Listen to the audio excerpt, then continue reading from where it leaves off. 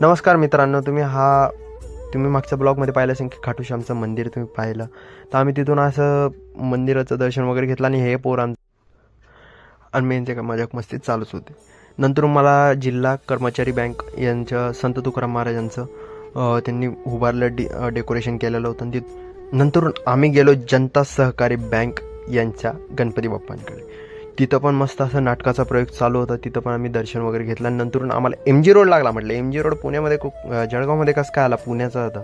तर मग तिथून पण आम्ही त्यांचं बाप्पांचं दर्शन वगैरे घेतलं आणि नवी पेठमध्ये गेलो. नवी पेठ तर तुम्हाला माहितीच आहे की नवी पेठ जळगावमध्ये किती फेमस आहे आणि किती मंडळं आहेत तिथे. नवी पेठमध्ये पण आम्हाला समजत नव्हतं की कोणत्या लाईनीत उभं राहावं आणि समोरासमोर मंडळ राहते. तर आम्ही नवी पेठच्या पहिल्या मंडळापासून सुरुवात केली, श्री शंभू ग्रंथ म्हणून. तिथं शंभूराजे यांच्या काळामधलं म्हणजे जे होतं ते सगळं तिथं गोष्टी दाखवल्या. त्यांचे टोप असो, तलवार असो, त्यांची मूर्ती इतकी भारी होती की अक्षरशः डोळ्यात पाणी पाहून एकदम भारावून गेलो आम्ही. तिथून पण आम्ही त्यांचं दर्शन घेतलं आणि बाप्पांचं पण दर्शन घेतलं. आणि आम्ही नंतरून गर्जना मित्रमंडळ तिथं पण गेलो आम्ही. मग तिथं पण आम्हाला समजलं की यार, म्हटलं चल आता इथून लाईन सुरुवात करू. ते मग आम्ही पण थोड्या वेळ लाईनीत वगैरे उभं राहिलो आणि बाप्पांचं दर्शन घेतलं. इथं मूर्ती तर वेगळीच होती.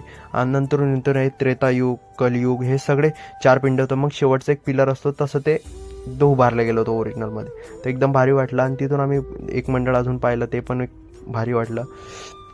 नंतर जय गोविंदा पथक, तिथं पण बाप्पांचं दर्शन घेतलं आणि तिथं शिवपार्वतीने एक पिंड होती. आणि मागे पूर्ण आपलं भीमाशंकरचं डेकोरेशन केलेलं होतं. नंतर आझाद हिंद त्या मंडळाचं पण बाप्पांचं आम्ही दर्शन घेतलं.